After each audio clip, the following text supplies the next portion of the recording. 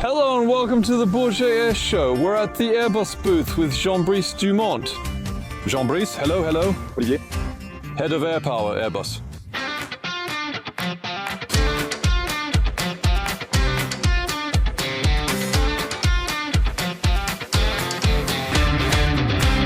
Let's review the main new features together. We're under the A400M aircraft. There have been major announcements at the show. What happened?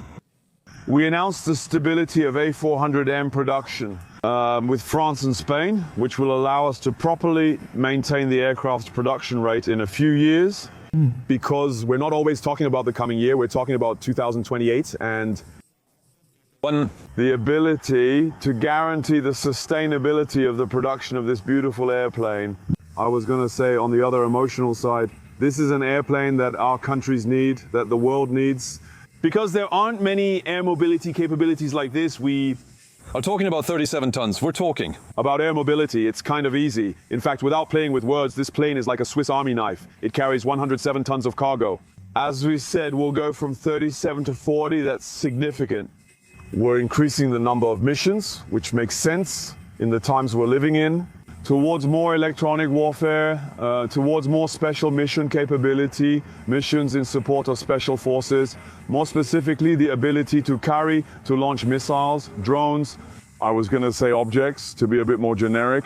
That means that we put missiles and drones under the wings, or we drop them through the rear door. No, well, that means we always need to consider putting them under the wings, since we do that elsewhere. But no. We're going to make the system as modular as possible, to drop things from inside with the ramp open, to drop all sorts of objects from inside the plane that can fly on their own, I was going to say, or be controlled directly from the 400M with a digital to analog converter D console. So this builds on what we saw with the Dorniers launched from the back, though they weren't actually Dorniers. Airbus planes, originally Dorniers, are called the DT-25. It's the same principle. How can we, from an A400M, safely drop objects? I was going to say they shouldn't crash. They need to... The objects, they fly well and vary in size. Here, we typically have a cruise missile. You can imagine dropping cruise missiles from an A400M and not from a plane. But I think, more generally, we can imagine saturation tactics by dropping a large number of objects, remotely operated munitions, electronic warfare elements. And the A400M, given its size, it's big, can drop a lot of them. So we're thinking about a modular system to do all that. We've already done some tests, a modular system to do all that. And at Airbus? We take precautions, but they're more advanced than they'll admit, I'm sure. You mentioned electronic warfare, is that it? I place sensors on the wingtip to detect distant radar. Or is it that we really potentially have a module that could be added to possibly conduct offensive electronic warfare? It's a bit... both. The A400M is already well equipped for electronic warfare. Some air forces say it's one of their best sensors if we were to call the A400M a sensor. What you have to understand is that in tomorrow's combat, it's fundamentally the sensor link from detecting anything, an air defense, another aircraft, a threat, and so on, to the effect. The effect can be an electromagnetic effect, it can obviously be a kinetic effect, a weapon effect.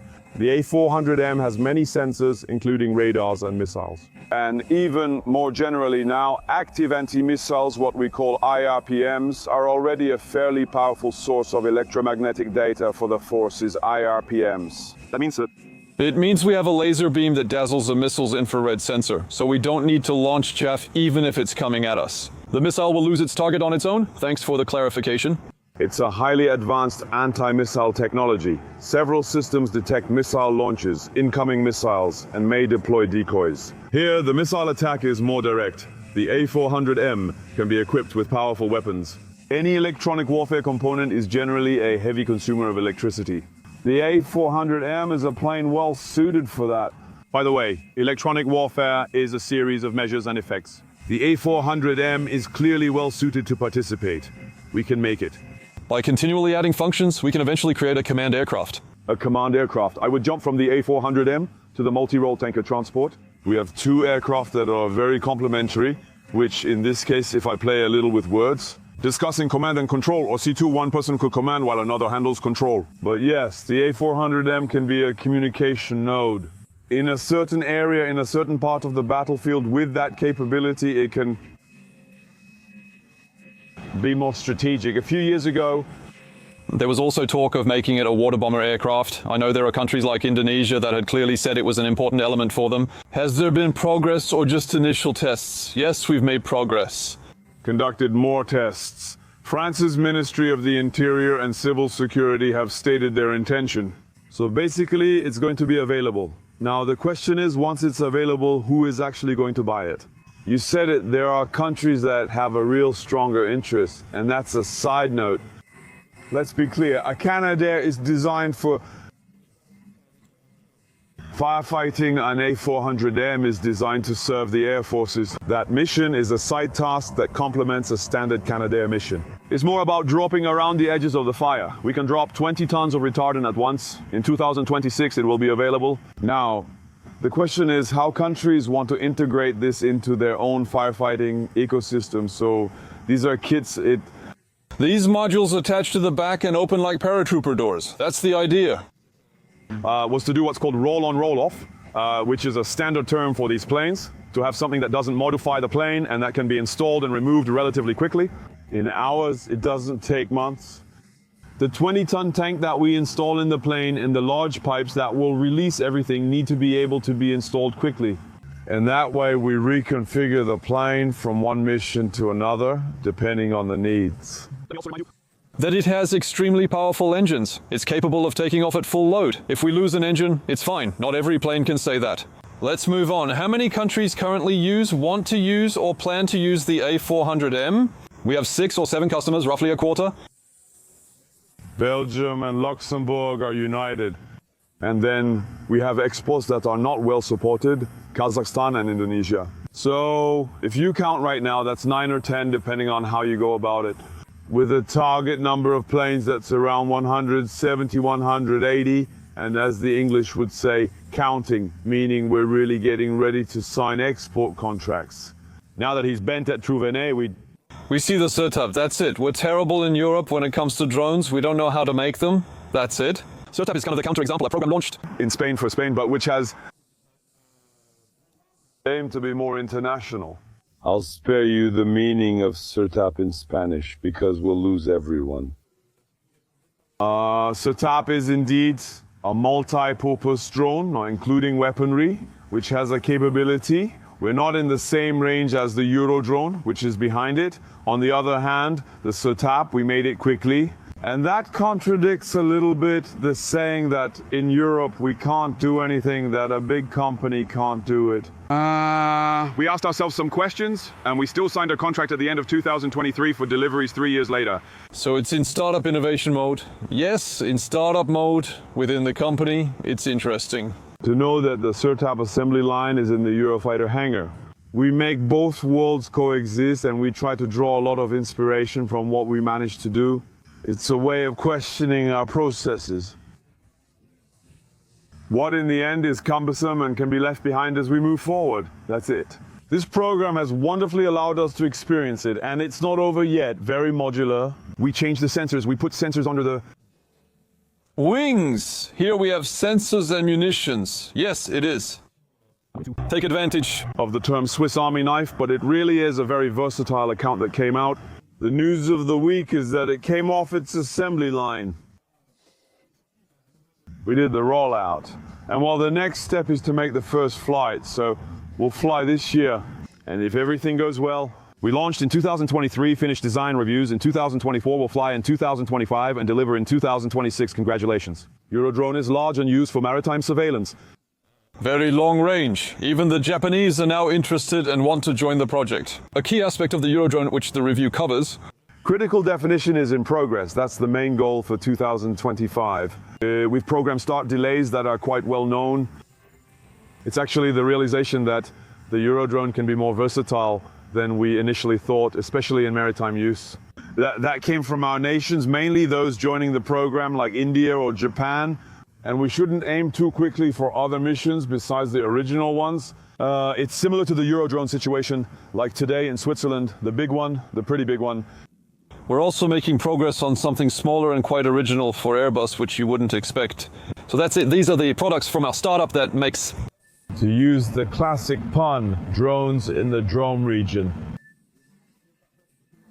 Yes, on the helicopter. A company we're very proud of, which until now made the product. Aliaka, which is smaller and for which we're developing a vertical takeoff version, which is deployed in the French Navy. Aliaka deployed and appreciated by the French Navy, great feedback. The vertical takeoff and landing version of Aliaka eliminates the issues With the ramp. with launching, with catapults and nets for recovery. Here we're changing range with Capax, a versatile product. We can do runway takeoff or vertical takeoff, which is currently in development, offered and pre-ordered in one of the Direction Générale de l'Armement is calls for tenders. So this is the future. We have the present, a bit of the future with vertical takeoff, and the future. We're moving on to the Eurofighter. Which generation are we at now? So, We're at what's called Tranche 4. a tranche mainly ordered by Germany and Spain. Germany's program is Quadriga, Spain's is Halcon, meaning Falcon. Tranche 4 comes with electronically scanned radars. It comes with a number of upgrades. In fact, alongside the tranche issues, which are production matters, there is also the question of standard upgrades. Currently, we're working on the P3E, which are standard upgrades for Africa. Phase 3, we've launched Phase 4. And after that, on these planes, with what's called Tranche 5, there will be the so-called midlife program. The long-term evolution of the Eurofighter, though that may not be the best title. Yes, a very nice name, because we're actually talking more about what we're going to do in the coming years. Cockpit change and more open systems. Were initially designed to be relatively closed, because when we thought about the fighter jet 20 or 30 years ago, we imagined it in its own bubble. Now we can clearly see with all this connectivity, artificial intelligence being brought into aircraft, drone command, drone control, and target assignment, that these functions need to be implemented quickly in the aircraft. This is called long-term evolution, though it isn't truly long-term. The lethal unmanned combat aerial vehicle, the unmanned combat aircraft that you presented in Germany a few months ago, that's for Batch 5. It's more of a companion indeed. It's more of a companion to the Batch 5. We were working on the concept, if you will, with lethal unmanned combat aerial vehicle. But with what we showed in Berlin, it was a bit extreme. We showed something pretty big, almost the size of a Eurofighter. If we find a client somewhere in the world who tells us exactly what he needs, I'm ready to meet him. What is certain is that the technologies, the drones, are coming. It's good, we can see it clearly, it's obvious. We all know the technologies that power drones,